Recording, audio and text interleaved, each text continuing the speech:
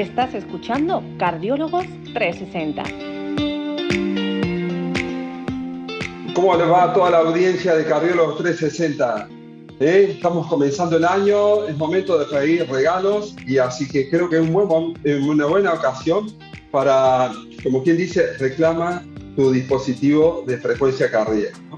O sea, hoy queremos plantear si verdaderamente estos dispositivos de monitoreo de la frecuencia cardíaca tienen un lugar en la cardiología actualmente y cómo los profesionales podemos trabajar con ellos, ¿no?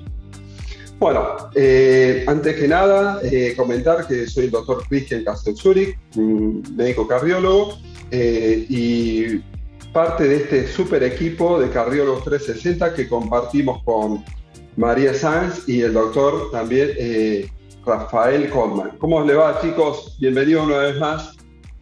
Muy bien, Hola. encantados de estar aquí. Muchas gracias, Cristian. Estupendo. Bueno, me parece un momento ideal para pedir regalitos, ¿no? Yo me lo voy a apuntar, ¿eh? Totalmente. Y pide mucho porque algunos no son tan económicos, ¿eh? Así que espero que le hayas hecho una buena carta a los Reyes Magos o a Papá Que Noel. tu 2022 te hayas portado muy bien. Sí, y hayas grabado muchos episodios de Cardiólogos 360. Chicos, bueno, para ponernos un poquitito en onda a esta excelente charla que tenemos hoy por hoy, me viene el recuerdo de un paciente, ¿no? Francisco. Lo vamos a llamar Francisco, que tiene un paciente real totalmente, que tiene 49 años y que hace 4 años acude a mi consulta con un registro de lo que es su monitoreo de la frecuencia cardíaca mediante el dispositivo que usa en una aplicación. Me dice, mira, está lo más bien, y de repente mi frecuencia cardíaca, mientras estaba subiendo un puerto de montaña con la bicicleta, se me fue a 225 latidos. Y verdaderamente no me sentí tan cómodo, frené, pero eso siguió. Bueno, lo cierto de que a veces cuando el río viene turbio, algo trae, ¿no? Bueno, sí. Después lo confirmamos mediante la realización de un Holter de arritmia y verdaderamente este señor que estaba a punto de hacer un Ironman, su primer Ironman, tuvo que suspenderlo porque le habíamos encontrado, diagnosticado una fibrilación auricular, ¿no? Esta arritmia que es muy común en deportistas, sobre todo cuando llevan un gran volumen de deporte durante los últimos 10, 15, 20 años, ¿no? Entonces, este hombre tuvo que realizarse una ablación de las venas pulmonares, que es la forma en donde solemos tratar este tipo de arritmia en nuestros deportistas, y gracias a Dios, al otro año pudo volver a correr, o sea, su primer Ironman y en forma exitosa y sin riesgo. Y esto abrió todo un debate, sobre todo en mí, guarda, tendré que mirar más de cerca este tipo de dispositivos porque cómo me ha ayudado a llegar un poco antes, ¿no? O sea, y hoy por hoy, claro, todo fue avanzando y según los informes de revistas científicas, casi entre un 25 a un 30% de la población adulta cuenta con un reloj inteligente, un reloj que nos permite, más allá de controlar la frecuencia cardíaca, monitorizar nuestro sueño, nuestro consumo de calorías, nuestra cantidad de pasos, un largo, etcétera. Así que bueno, quiero empezar con nuestro amigo Rafael, que quiero ver también cómo ha impactado en su práctica médica esta tecnología, ¿no? Y las sociedades científicas, hoy por hoy, sobre todo aquí en España, ¿cómo se pronuncia ante esta tecnología emergente que no es sanitaria, pero sí estamos viendo que colabora y nos ayuda para el día a día? Bueno, pues mira, Cristian, realmente la implementación que ha traído estos dispositivos en lo que es la práctica de rehabilitación cardíaca ha sido fundamental. De hecho, ha llegado y ha impactado bastante desde el principio, de hecho, ¿no? Es verdad que en la época actual, a medida que ha ido pasando cada el tiempo y contamos con dispositivos cada vez más modernos, esto cada vez es como está más presente, ¿no? Luego, cuando un paciente entra a un programa de rehabilitación cardíaca, lo primero que le hacemos es una prueba de esfuerzo para conocer su estado cardiológico, ¿no? Sus capacidades, pero también para poder establecer frecuencias cardíacas objetivo, y que esto nos va a permitir como herramienta marcar unas pautas en que le va a generar un beneficio al paciente, ¿no? Por lo tanto, el poder utilizar la frecuencia cardíaca como registro es fundamental para nosotros en los programas de rehabilitación cardíaca. Y los dispositivos que registran frecuencia cardíaca, evidentemente, tienen allí un papel muy importante. Además de esto, desde que apareció también o que tuvimos la pandemia del COVID-19, ha habido o hemos observado un surgimiento acelerado de lo que es las nuevas tecnologías, que ya esto era incipiente antes del 2019, pero que a raíz del COVID pues se ha acelerado mucho más, ¿no? Sobre todo, hay un artículo que se publicó justamente en la revista española, no es española, sino la europea de cardiología, justamente haciendo el llamado a la acción para iniciar la telerehabilitación cardíaca cuando los dispositivos o cuando no se podía hacer desde el punto de vista presencial, ¿no? Este artículo, que luego lo dejaremos también en las notas del episodio, pues ya comentaba cómo los diferentes dispositivos electrónicos de diferentes tipos podían mejorar lo que era o la aplicabilidad en los propios programas de rehabilitación cardíaca en telerehabilitación. Telerehabilitación, para aquellos que no lo hayan escuchado, es rehabilitación cardíaca en el domicilio, evidentemente bajo una supervisión y un asesoramiento de los profesionales, ¿no?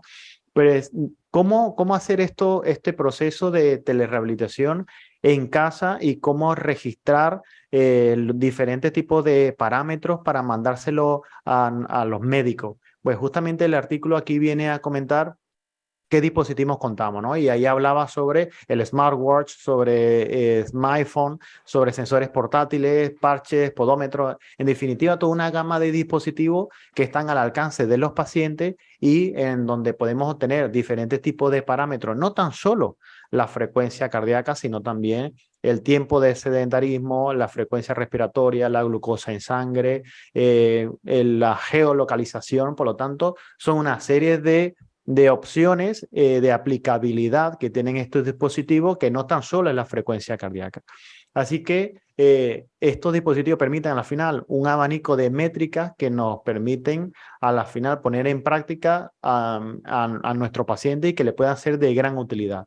Y todo esto hace que cuando el paciente viene a la consulta y que va a entrar en un programa de rehabilitación cardíaca, lo primero que le digo, ¿no?, después de hacerle la prueba y de comentarle cómo estaba, es que le recomiendo que se compre un reloj o un dispositivo que le mida frecuencia cardíaca, porque va a ser una herramienta fundamental en el desarrollo de su programa y que va a permitir ser un aliado, ¿no?, en su recuperación. Qué bonito. E incluso no solamente mientras dura el programa de rehabilitación cardíaca, sino a posteriori, ¿no, Rafael? Claro, efectivamente, ya esto, si el paciente ya durante el entrenamiento o durante el programa se ve qué frecuencia cardíaca de entrenamiento realiza, y ya luego cuando termina el programa le volvemos a repetir la prueba de esfuerzo, le ajustamos ese rango de frecuencia cardíaca, pues él ya puede saber en dónde se tiene que mover, en qué frecuencia cardíaca se tiene que mover cuando realiza la actividad física, y una forma a la final de prescribir tratamiento, ¿no? Siempre hemos dicho que el ejercicio físico hay que prescribirlo. Y como hay que prescribirlo, se tiene que dosificar, y la forma de medir, además de la parte subjetiva, pues la frecuencia cardíaca nos da ese parámetro objetivo de valoración, ¿no? O sea que eso te permite individualizar el tipo de entrenamiento del paciente, ¿no? O sea, y no trabajar en forma general. Espectacular, Rafael. María, sabemos de tu pasión por la cardiología deportiva, ¿eh? Te hago una pregunta. ¿Cuáles son su uso a nivel de la esfera deportiva y qué nos dice la evidencia científica al respecto? Bueno, desde el punto de vista de la cardiología del deporte y en general en el ámbito deportivo, sabemos que ya desde hace muchos años los deportistas utilizaban dispositivos electrónicos, ¿no?, para coordinar sus entrenamientos. Ahora cada vez tenemos dispositivos más avanzados que nos permiten ver tanto monitorizar la frecuencia cardíaca, que nos permite también establecer zonas de entrenamiento, como también actualmente tenemos dispositivos que nos permiten no solo valorar la carga externa, es decir, la duración del entrenamiento, la distancia, sino también la carga interna, cómo me afecta a mí este entrenamiento. Hay una serie de parámetros que ellos utilizan, vamos a dejar en las notas del episodio distintas fórmulas que hay a este respecto y bueno, distintas tecnologías que se han desarrollado que me permiten hacer un balance de realmente la carga que recibe el deportista en sí, un deportista sano estoy hablando. Esto es esencial, no solo para lograr los mejores objetivos de rendimiento deportivo, sino también para evitar el temido sobreentrenamiento y las consecuencias negativas que este podría tener, ¿no? Y en el caso ya de un paciente que es deportista, pero que tiene una patología cardiovascular, pues como ya habló mi compañero Rafael, es aún más, si cabe, más esencial. ¿Por qué? Porque yo le voy a prescribir unos rangos de frecuencia cardíaca a los cuales esta persona debería entrenar para entrenar con los mejores objetivos de rendimiento, pero dentro de una cierta seguridad, con lo cual sería aún más importante. Y además una revolución aún más allá de la frecuencia cardíaca ha sido para nosotros en cardiología del deporte el tener la posibilidad de medir el electrocardiograma y ver un electrocardiograma durante la práctica del ejercicio. Esto ha sido para nosotros una auténtica revolución, porque realmente teníamos el Holter, como antes en otros episodios hemos hablado, es un dispositivo que nos permite ver el electrocardiograma 24 horas, pero la verdad es que el registro es bastante malo durante la práctica del ejercicio. En cambio, se han desarrollado lo que se denomina unos petos o camisetas inteligentes que nos permiten ver este electrocardiograma durante el ejercicio. Uno de ellos son los petos Nuvo, que son desarrollados aquí en España y que realmente nos permiten ver dos derivaciones del electrocardiograma durante la práctica del ejercicio. ¿Esto para qué nos sirve? Pues por una parte porque muchos de los deportistas que empiezan a notar síntomas intraesfuerzo, nosotros les hacemos una prueba de esfuerzo en laboratorio, intentamos ver qué le pasa y no logramos simular esos síntomas. ¿Por qué? Porque a él le pasa durante su entrenamiento, no realizando una prueba en laboratorio que nada tiene que ver quizá con el entrenamiento que éste realiza, ¿no? Entonces, utilizando este peto sí que pueden hacer su entrenamiento y descubrimos arritmias que en una prueba de laboratorio no logramos descubrir. Por otra parte, algo muy importante, como en el ejemplo que pusiste, ¿no? Para este paciente Francisco que tiene una fibrilación auricular, le han ablacionado y ahora que si quiero ver si realmente esta ablación ha sido exitosa, pues le puedo poner un Holter, pero lo que sería más interesante es hacer una monitorización durante la práctica del ejercicio con este tipo de herramientas. Es verdad que son herramientas que por su coste y porque realmente las tiene que leer un cardiólogo acreditado, pues no están para toda la población, ¿no? Sí que tenemos otros dispositivos que están un poquito más cerca de la población, que son el Apple Watch y también el Cardia, que nos permite ver un electro, en este caso en reposo, pero en el momento. Siempre, lógicamente, que tenemos un registro, a pesar de que diagnostican correctamente arritmias, os pondremos también en las notas del episodio un artículo a este respecto, tiene que ser validado por un médico, eso que se ve como pasó en tu caso, ¿no? Que acudí a tu consulta, visteis el electro y lo confirmamos. Pero sí que nos sirven de signo de alarma y están, pues, digamos, en disposición de la población general. Son un poco costosos, pero no tanto como estos petos inteligentes. Bueno, pues ya con esto, Cristian, ya Mariana dio la introducción y el preámbulo, pero ya para Reyes, ya creo que voy cogiendo ya alguna idea, ¿eh? O sea que lo voy teniendo más claro. Sí, es muy bonito. Y también, ¿sabes qué? También hay ahora unos modelos, María, de Samsung, para aquellos que no tienen iPhone, o sea, pero no tienen un Apple Watch, que también nos permite hacer electrocardiograma y enviarlos por SMS o por email o por WhatsApp en archivo PDF el registro electrocardiográfico de ese momento, ¿no? Ya sea, estoy con arritmia, le voy a enviar al médico o lo voy a guardar para después mostrárselo en la consulta, ¿no? Creo que nos abre todo un panorama diferente y estar abierto a todo esto, ¿no? O sea, que es lo que, no es lo que se viene, es lo que está, ¿no? Es lo que está, ¿no?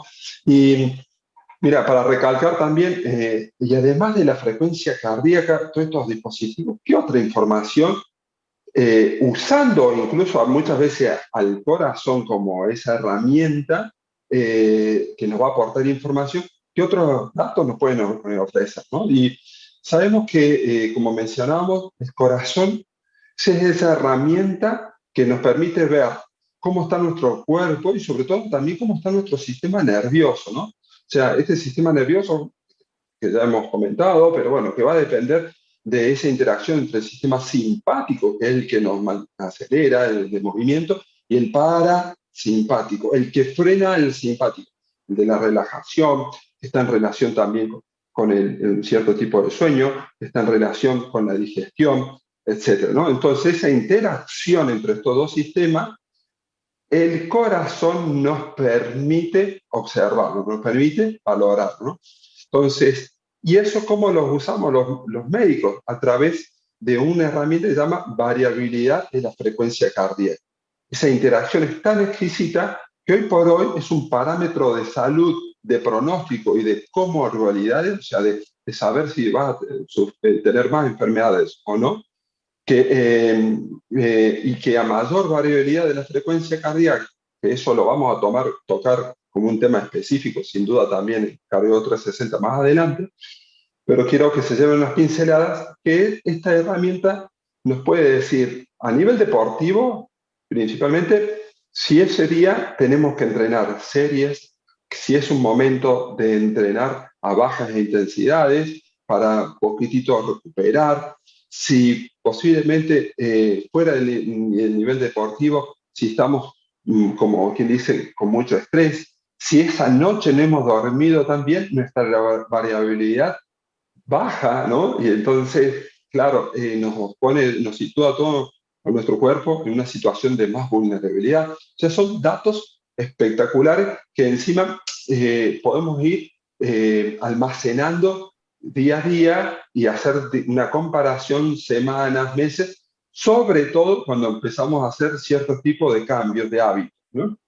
O sea, cuando incorporamos un mejor entrenamiento, un mejor descanso, la práctica de la meditación, de la relajación, que impactan tangencialmente en incrementar nuestra variabilidad de la frecuencia cardíaca, ¿no? O sea, además de la variabilidad de la frecuencia cardíaca, un tema que me apasiona, estos dispositivos también nos ponen aportar información con la interacción de todos estos datos en la predisposición para entrenar ese día y qué tipo de entrenamiento nos sugieren, las horas de recuperación post-entrenamiento que necesitamos, cómo ha sido nuestra calidad de sueño, nuestra cantidad de sueño, las calorías consumidas y si esas calorías se deben más a una situación pasiva o activa de nuestro cuerpo, ¿no? La frecuencia respiratoria, hoy por hoy hasta también te dicen durante el entrenamiento qué frecuencia respiratoria has obtenido, la saturación de oxígeno, tu nivel de estrés, la energía disponible que tienes para seguir durante ese entrenamiento o durante esa excursión de cicloturismo que hiciste y que dentro de todo bastante se acerca a lo real, ¿no? O sea, cuando te dice que tienes poca energía, realmente es como que ya estás en tus límites, ¿no? Y bueno, creo que todo esto nos abre una esfera, como que dice, muy divertida, muy interesante, no volverse obsesivo, pero sí usarla para generar mejores consecuencias, mejores objetivos y superar nuestras metas, ¿no? Como comentamos en el capítulo anterior. Bueno, Rafael, quiero seguir contigo, ¿eh? ¿Qué usos reales has visto, además de lo que nos has comentado, tanto dentro de la rehabilitación cardíaca como también fuera, o sea, pero en relación ya al cara a cara, ¿no? O sea, que los pacientes, a medida que van conociendo, te dicen, doctor, bajo un poco la intensidad porque ya mis pulsaciones están elevadas para este entrenamiento que usted me ha dicho. ¿Qué ocurre, Rafael, día a día? Bueno, como le habíamos un poco adelantado, ¿no? O sea, lo que es el registro de la frecuencia cardíaca en la rehabilitación cardíaca es una parte esencial, ¿vale? O sea, esto hay que tenerlo en cuenta y es tanto dentro del propio programa como luego cuando finaliza como una herramienta fundamental. De hecho, los pacientes, no, y hay un detalle que tener en cuenta, que no todos los pacientes que entran a un programa de rehabilitación cardíaca necesitan un registro de frecuencia cardíaca. Como sabéis, hay pacientes como, por ejemplo, que tengan marcapaso o a lo mejor pacientes de fibrilación auricular, donde estos dispositivos no generan la misma fiabilidad que pudieran tener un paciente que no tenga ninguno de estos trastornos. Así que no siempre se necesita, pero la gran mayoría de los pacientes sí que lo van a necesitar. Y aunque estos pacientes, como estos ejemplos que he puesto, a lo mejor disminuyen la fiabilidad, luego dispositivos electrónicos de este tipo van a ofrecer otro tipo de prestaciones que le pueden ayudar, como es, por ejemplo, la cantidad de pasos que realizan o la cantidad de energía que tienen o cómo están durmiendo, lo que habéis dicho, ¿no? Toda esta aplicaciones añadidas que tienen los dispositivos le puede dar una ventaja adicional. Y luego hay un detalle muy importante, que es que los pacientes, sobre todo aquellos pacientes que nunca han realizado actividad física, lo noto mucho, ¿no? Cuando están aquí en el gimnasio de rehabilitación, en la consulta, y es que los pacientes al no estar familiarizados con el entrenamiento físico no saben muy bien si las sensaciones que están notando en el momento de hacer el esfuerzo físico corresponden a sensaciones normal del entrenamiento o si corresponden a sensaciones de tener ahora mismo algún síntoma cardiológico, ¿no? Las personas cuando entran en un programa de rehabilitación, como el evento ha ocurrido relativamente reciente, son muy hipervigilantes de lo que le ocurre y cuando realizan actividad física, sobre todo estas personas que no han hecho actividad física previamente o no era hábito, notan que sudoración, agotamiento, notan el corazón acelerado, pero esto la mayoría de las veces son lo normal que se nota cuando hacemos un entrenamiento de intensidad moderada alta. Y las personas aún así se preocupan, ¿no? Y fijaros lo importante que es el tener estos dispositivos de frecuencia cardíaca que nos permite al paciente saber lo que está notando y a qué frecuencia cardíaca va. ¿Por qué esto es importante? Porque el paciente cuando termina la rehabilitación cardíaca, luego tiene que tomar la rienda de su entrenamiento. Aunque tenga una cierta supervisión por parte nuestra, luego la rienda del entrenamiento lo hacen ellos por su cuenta. Por lo tanto, el saber qué se siente cuando hacen esa actividad física y la frecuencia cardíaca a la que va es fundamental, porque si ellos están entrenando en el gimnasio con nosotros a 120 latidos por minuto y se sienten que están sudorosos, que siente el corazón latir fuerte, pues a lo mejor esa es la sensación normal a esa intensidad. Y luego cuando terminan el programa y que van a 120 latidos por minuto porque van haciendo a lo mejor un trote por el paseo marítimo o por donde sea por la montaña y sienten el mismo sudor y el mismo corazón latir, pues dices, ostras, pues esto es lo que yo sentía en la rehabilitación cardíaca. Entonces, el familiarizarse con esto y el tener un registro y poder saber que a esa frecuencia cardíaca se notan estos síntomas o estas sensaciones es fundamental. Y por eso es que yo a los pacientes, ¿no? Se los recomiendo habitualmente, como comentaba, si van a entrar a la rehabilitación cardíaca, buscar un dispositivo de registro. Nosotros, cuando entran aquí al programa, durante el programa tienen una banda de monitorización, pero esa banda de monitorización nos genera un registro eléctrico y eso lo vemos nosotros los profesionales. Pero el paciente no tiene forma de mirar a qué frecuencia va. Entonces, la forma es recomendarle pues, un dispositivo de monitorización más o menos fiable, un reloj Garmin, un Apple Watch, un Polar, que a la final son dispositivos que son bastante fiables, tienen bastante garantía en este sentido y que se lo compren porque a la final va a permitirnos mucho guiarles el entrenamiento, ¿no? Una inversión en salud, ¿no, Rafael? Total, al final y además es que es una herramienta que luego utilizan mucho. Es verdad que hay personas, sobre todo el que no está familiarizado con esto, que incluso va a lo mejor a otro médico de familia porque notan que tienen alguna alteración en la frecuencia cardíaca y tienen, en vez de ayudarles el dispositivo, lo que hace es que los pone nerviosos. Pero tal vez eso es porque al no estar familiarizado o no se le ha explicado bien de lo que tiene o describirle un poco lo que le está ocurriendo, o sea, dar información, ¿no? Yo creo que el dar información calma mucho algunas angustias que se puedan generar, pero cuando se explica bien lo que ocurre y cómo se tiene que hacer, esto disminuye muchísimo.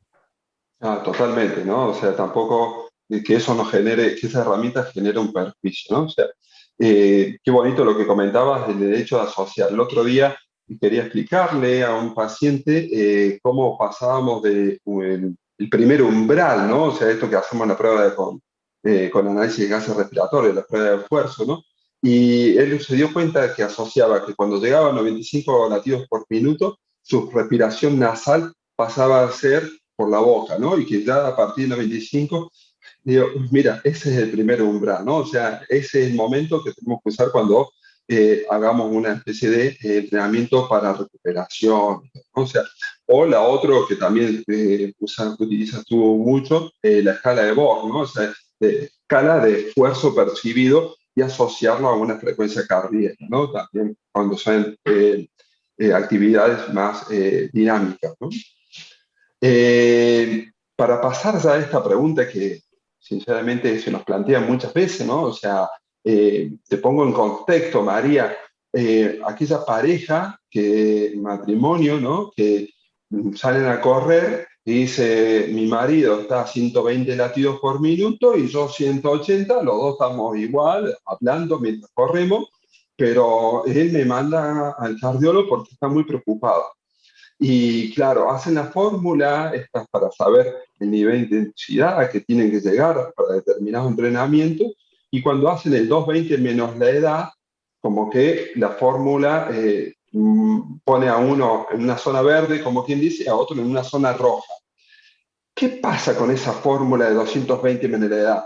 Es una herramienta que usábamos antaño y que hoy por hoy con la tecnología, con pruebas de esfuerzo con análisis de gases respiratorios, una prueba de lactato, todos estos monitoreos que tenemos, ¿ha quedado obsoleta o es útil todavía, María, para establecer los parámetros de entrenamiento o las frecuencias cardíacas máximas que Rafael utiliza en rehabilitación cardíaca?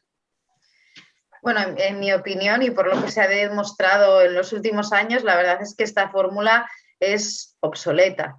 Realmente es una fórmula que no solo en el paciente cardiovascular, que luego entraremos en él, sino en el deportista sano, también tiene una gran variabilidad.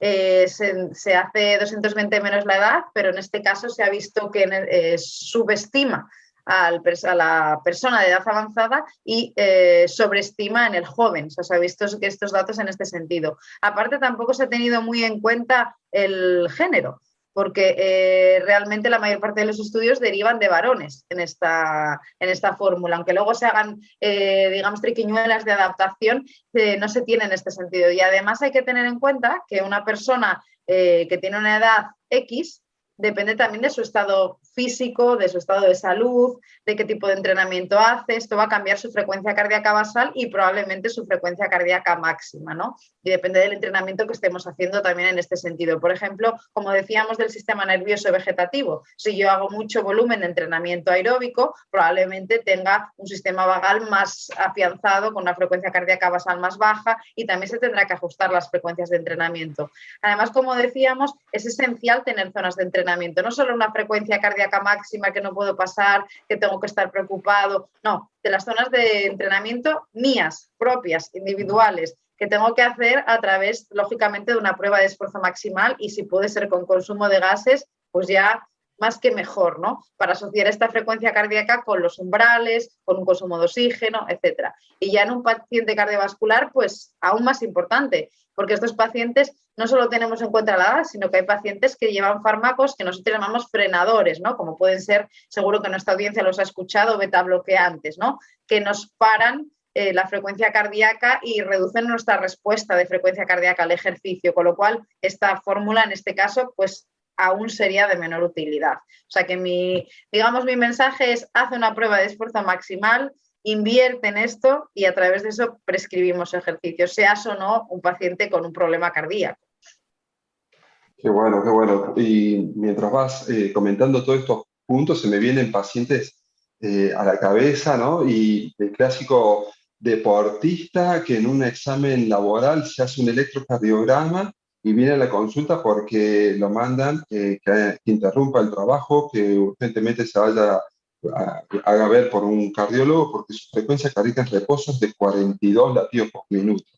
Comentaste unas pinceladas, María, así, pero fuera de guión, como quien dice, coméntame, ¿por qué? Para darle esa tranquilidad a esa audiencia que está ahí buscando respuestas. Bueno, la verdad es que es una consulta súper frecuente. O sea, que no, es que me han dicho que voy muy bajo de frecuencia. Ya no te hablo de 42. Hay gente que viene que va muy bajo con 49. Que estos dispositivos, la verdad es que también nos dan estas alarmas, ¿no? Estás en bradicardia y las personas se alarman, ya no solo las revisiones laborales, sino los que tienen un dispositivo, ¿no? Claro, cuando una persona hace mucho volumen de entrenamiento de resistencia, como decía antes, aumenta el sistema vagal, porque digamos, el organismo se pone en las mejores condiciones para el ejercicio. Si bajamos la frecuencia cardíaca de reposo que yo tengo un mayor margen de aumento de frecuencia cuando hago actividad física. El sistema vagal va potenciándose y puedo llegar a tener frecuencias cardíacas incluso de 30 cuando estoy en reposo. Pero esto es la frecuencia cardíaca que necesito cuando estoy en reposo. ¿Cuál es aquí el punto clave? Que yo si hago actividad física o simplemente una maniobra de hand grip, que nosotros utilizamos mucho en la consulta, que es básicamente apretar con nuestras manos un dispositivo, o sea, hacer una cierta movilidad de las manos, es una cosa súper sencilla que podemos hacer con gente de 80 años. Si esta persona es capaz de aumentar 10-15 latidos por minuto simplemente por hacer esto, pues su respuesta de frecuencia cardíaca, y en este que nosotros llamamos adrenérgica, es normal. O sea, la frecuencia cardíaca en reposo no me tengo que asustar. ¿Es esta adecuada a lo que estoy haciendo? Ahí sí que me tengo que asustar. No sube la frecuencia cardíaca cuando lo necesito, ahí viene el problema, no mi frecuencia cardíaca de tranquilidad. Sí, abandonando un poquito tanto la tecnología, vamos a hablar un poquito, como quien dice, de estética. No sé, qué bonito que es el corazón y cómo permite observar todos los parámetros del cuerpo, ¿no? O sea, siempre nos gusta decir, cambian tus músculos si haces deporte, también cambia el músculo encargado de alimentar a los otros músculos, ¿no? Entonces, todas esas adaptaciones son necesarias para que tú subas a un puerto de montaña o realices tus 42K, o ni hablar de aquellos que hacen ultramaratón, que en la camilla se te ponen a 32 latidos por minuto mientras le hace algún estudio, la ecografía de corazón, y entre latido y latido tienes que esperar un rato, ¿no? Y hasta como quien dice, te asusta, ¿no? Y mira, no quiero hacerle una pregunta a ambos, ¿no? O sea, aprovecho antes de pasar a otra pregunta. ¿Qué pasa cuando una persona sana nos dice, y deportista sobre todo, nos dice, doctor, ¿cuál es nuestro máximo de frecuencia cardíaca? ¿Existe un máximo? Lo he puesto en un compromiso a ambos, ¿eh? Rafael, vamos a dejar que empiece Bueno, pues, María. oye, la verdad es que realmente no, existe Oh, realmente, hay un teórico, ¿no? Que va en relación un poco a la edad y cuando los pacientes lo vamos a hacer una prueba de esfuerzo y le colocamos la edad, normalmente ya el equipo nos da un teórico que debería alcanzar la persona, pero luego vemos que con esto con frecuencia, las personas sobre todo que no toman ningún tipo de tratamiento que le frene el corazón, muchas veces este teórico se sobrepasa, ¿no? Va a depender también de su condición física, si luego si está entrenado o no, pero realmente no es que exista un máximo, un techo, esto es muy individual, cada persona, no, la frecuencia cardíaca máxima que se tiene en un joven es lo mismo que un mayor, si se toma tratamiento es diferente, si tienes una condición física a la final es diferente, si has descansado mal o bien, si has comido o no, o ciertas sustancias que has tomado. En definitiva, todo esto es muy variable, no existe un techo rígido para cada persona, existe un teórico que se puede más o menos calcular en función de la edad, pero luego esto lo vemos que cuando realizan pruebas de esfuerzo o cuando realizamos las pruebas de esfuerzo, que este teórico pues se puede pasar o se puede quedar por debajo en función de cada individuo. No sé, María, si tú a la final cuando has hecho las valoraciones de los deportistas de élite, si esto lo notas, si ves alguna diferencia o si notas alguna otra diferencia cuando ves en pacientes ya no deportistas, sino en pacientes con enfermedad cardíaca.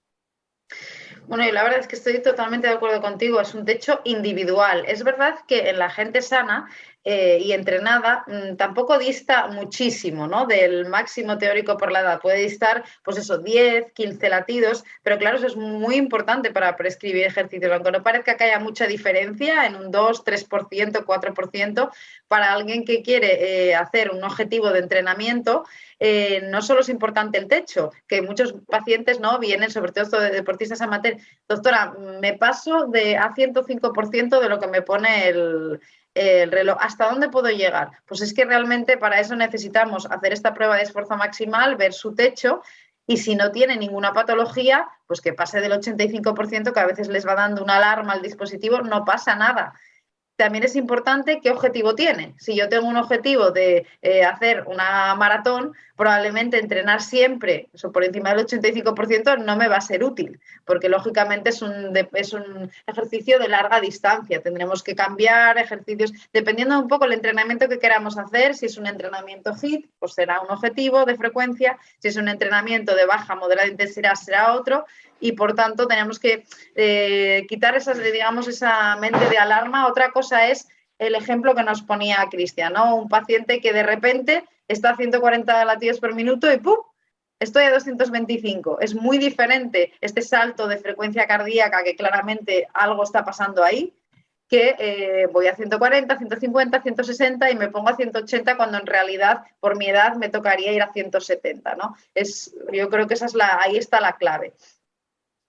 Bueno, muchísimas gracias, chicos, y prueba superada, ¿eh? Los he incomodado fuera de guión, respondiendo preguntas ahí del día a día, ¿no? O sea, que nos plantean nuestros pacientes, nuestros deportistas. Y bueno, estuvimos comentando todo lo que en un dispositivo nos puede brindar y vamos a dar unas pequeñas pinceladas de que si todos los dispositivos son iguales, ¿no? O sea, y no, lógicamente, como todo casi en la vida, o sea, hay una gran gama de calidad, a más calidad, lógicamente, mayor precio, pero tenemos que tener ciertos parámetros, ¿no? O sea, he traído un poquitito para nuestra edición en YouTube, ¿no es cierto? Para que van a poder ver imagen, ¿no es cierto? Esta es una clásica banda, ¿no es cierto? Que son de las bandas, son de los dispositivos más precisos para monitorizar la frecuencia cardíaca. Luego después tenemos otras bandas que son ya con un sensor óptico. Esta es una de las sensores ópticos que más se acercan en precisión, ¿sí? En precisión a la banda pectoral, porque tiene una gran cantidad de lucecitas, ¿no? A diferencia de a veces también de relojes, ¿no? Por ejemplo, como en este caso, que si bien son precisos, no tiene tantas lucecitas. Bueno, en este caso se ha apagado porque me lo he quitado, ¿no? Entonces, en ese caso, este es el caso del monitoreo de la frecuencia cardíaca. Y luego pues tenemos otros dispositivos inteligentes, como mencionaron mis compañeros, el Apple Watch, el reloj de Samsung también, y como por ejemplo el Cardia, que uno puede hacer lo que se llama un canal de electrocardiograma y a la vez compartirlo con nuestros médicos o en el caso también si hay arritmias o si tenemos alguna duda, ¿no? Entonces, bueno, hoy por hoy esos son los principales feedback que estamos teniendo con nuestros deportistas, con nuestros pacientes, incluso muchas veces con nuestros amigos para establecer ya sea la zona de entrenamiento para nuestros deportistas, como también para nuestros pacientes y aquellos que hacen rehabilitación cardíaca, ¿no? Bueno, chicos, y ahora otra pregunta incómoda, ya un poquito más personalizada. Nos une una pasión, chicos, aparte de esta visión 360, nos une la pasión que tenemos por el deporte. Y cada vez que nos reunimos, les miro a sus muñecas y veo el dispositivo que usan. Quisiera saber cómo usan esos dispositivos para su planificación de entrenamiento, estableciendo con objetivos diarios, objetivos semanales. ¿Cómo lo hacen, chicos? Ahora sí, voy a empezar por María. ¿Qué me cuentas tú, María? Bueno, la verdad es que yo creo que el uso de los dispositivos tiene que depender mucho de la personalidad, ¿no? Te tienes que conocer también. Yo soy una persona que tiendo a tener mucha motivación, por tanto los dispositivos no me ayudan mucho a motivarme porque ya la tengo intrínseca, pero sí que me ayudan a controlarme, es decir, a no pasarme, que ese es, digamos, mi caballo de batalla, ¿no?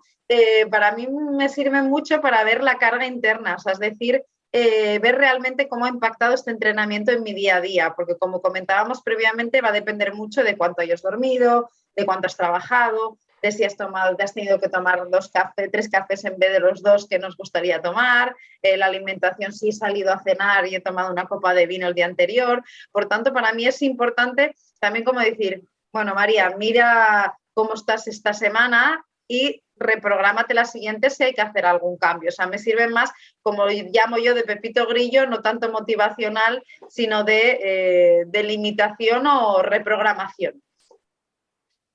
Muy bien. ¿Y en tu caso, Rafael? Bueno, pues fíjate, yo en mi caso, al principio, cuando, bueno, yo me compré un Garmin, que es el que tengo ahora, y cuando lo compré me dije, bueno, voy a programarme el entrenamiento y empecé a salir a correr, que era entonces lo que principalmente hacía, ¿no? Y yo dije, bueno, pero no puede ser que voy a empezar a correr y no voy a hacer lo que siempre le recomiendo a mi paciente, que voy a hacerme una prueba de esfuerzo. Y a la final me hice una prueba de esfuerzo, me hice una prueba de esfuerzo con consumo de gases, determiné lo que son mis umbrales de entrenamiento y ahora la verdad que le saco muchísimo más partido, ¿eh? O sea que al principio era como muy más genérico todo, ¿no? Y luego me lo he podido estructurar de una forma muchísimo mejor. Realizo mi cardio siguiendo mis zonas de entrenamiento, según mis umbrales de entrenamiento, por lo tanto es una pasada.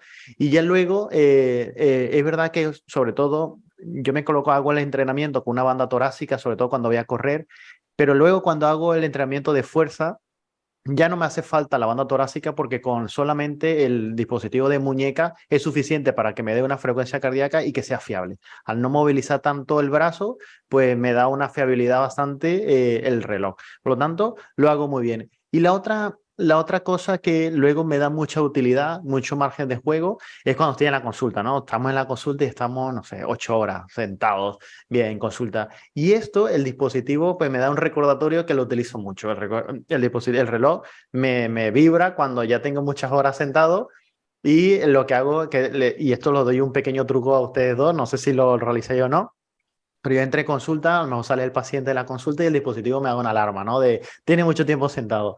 Pues entre uno y otro, pues agarro algunas cuantas sentadillas, rompo con ese estado de sedentarismo que tiene allí y cuando yo veo que las pulsaciones ya me empiezan a subir, que ya he cogido un límite, que el dispositivo ya deja de avisarme, pues en ese momento dejo de realizar entrenamiento. Alguna vez ha abierto la puerta la persona de administración y me ha visto haciendo sentadillas y le parece un poco raro, ¿no? Pero a la final es una forma de avisarme de cuánto tiempo tengo sin movilizarme y en ese sentido me da mucha utilidad, ¿no? No tan solo en el entrenamiento, sino luego en el día a día me avisan cuánto tiempo tengo que no hago algo de actividad y eso me ha servido mucho. Qué bonito, ¿eh? Sí, tal cual. Tenemos esa, Simón, prácticamente la mayoría de los dispositivos registran esa inactividad y nos estimulan a mejorar, ¿no? O sea, y ahí podemos coger cualquier tip. Me encantó eso de aprovechar, quitar la silla y pararte, sentarte. Y ya esos pequeños movimientos incrementan nuestra tasa metabólica, ¿no? Es crucial. Y también comentaste algo, me gustó mucho, Rafael, y luego pues, yo te paso a comentar cómo también uso estos dispositivos, a los dos, pero dijiste que te hiciste una prueba con gases, estableciste tu zona de frecuencia cardíaca, ok, has mejorado. ¿Al cuánto tiempo te volverías a hacer otra prueba de consumo de oxígeno para restablecer los nuevos parámetros de acuerdo a tu nueva condición física, Rafael?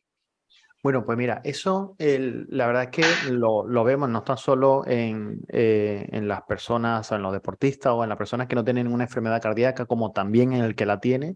Los parámetros más o menos, si ya si siguen un rango de entrenamiento pautado, escalonado, estructurado, más o menos ya a los 6 meses, también va a depender del objetivo que tiene cada uno, ¿no? O si de los deportistas que vemos aquí muchas veces quieren hacerse pruebas pretemporada o postemporada, en fin, va dependiendo un poco de la finalidad, pero sí se ve que siguiendo, sobre todo en las personas que no tienen un hábito de entrenamiento en condiciones, que más o menos si quieren ajustar los parámetros de entrenamiento entre 6 y 8 meses, lo suelo recomendar de repetírselo. ¿Por qué? Porque vemos los resultados. De hecho, nosotros tenemos aquí programas de rehabilitación cardíaca en fase 3, que como comentamos era como el mantenimiento, y a los pacientes que están en programas de seguimiento largos, pues le hacemos prueba de esfuerzo cada 6 meses, y a los 6 meses vemos cómo va mejorando el consumo de oxígeno, cómo se modifica rango de frecuencia cardíaca, y a la final es una herramienta fundamental para hacer la adaptación.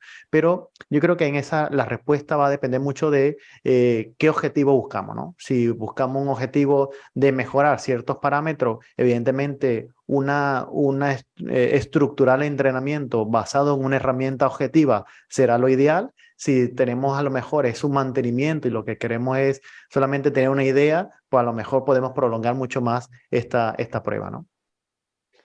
Muy bien, muy bien. Yo en mi caso, estos dispositivos, sí soy como que dice, no salgo casi sin ellos, ¿no? Y me encanta monitorizarme todo el día, las 24 horas, sobre todo en los parámetros del sueño, ver cómo ha sido ese sueño, ver qué predisposición tengo para entrenar, o sea, y si se relaciona a mis sensaciones internas, y lo suelo usar para los diferentes deportes que hago, ¿no? O sea, en el caso de boxeo y bicicleta, lo dejo al reloj y lo dejo en la bicicleta, o lo dejo aparte cuando hago boxeo y me pongo esta banda, ¿no? O en el caso del ciclismo, solamente esto, ¿no? En el boxeo no uso eso. Y como siempre nos recomienda María, para el caso de cuando hagamos ejercicio de fuerza, la importancia del ejercicio de fuerza, sí ya lo uso en la muñeca directamente, que encima tiene un plus de todo el dispositivo, te cuenta el número de repeticiones que has hecho de esa serie, ¿no? Hasta te pueden hacer programas de entrenamiento cuando quieres establecer un programa de piernas, de entrenamiento del tren inferior, o maximizar tu torso, etc., ¿no? Así que bueno, bienvenidos, hoy sabemos un poquito más para toda la audiencia de estos dispositivos. Sin duda que toda la audiencia puede contar con nosotros para preguntas, para solucionar y para redireccionar todas las propuestas de entrenamiento, tanto para pacientes de rehabilitación cardíaca como a nivel deportivo, o para aquellos que todavía no han tenido un evento y tampoco quieren tenerlo, ¿no? O sea, es importantísimo, ¿no? Entonces, en eso creo que Cardiólogos 360 somos especialistas, ¿no? Así que esta tecnología creo que lógicamente ha llegado aquí para quedarse, no compite, sino coopera, colabora y trabaja junto a los profesionales de salud para conseguir lo mejor para tanto los pacientes como para aquellos que son aficionados a un estilo de vida saludable y deportivo.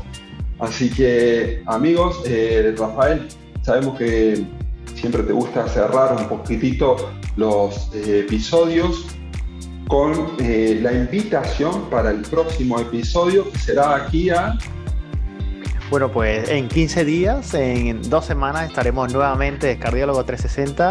No te lo pierdas, que como siempre traeremos un capítulo que va a ser de mucho interés, así como este. Y muchas gracias a los dos por esta intervención, y seguimos aportando mucho más para nuestro paciente. Así que nos vemos en 15 días. Hasta la próxima, chicos. Hasta la próxima. Gracias como siempre por haber compartido con nosotros estos minutos. El próximo capítulo lo hemos titulado ¿Sabes cuál es la arritmia más frecuente que puedes padecer? Hasta entonces, cuídense.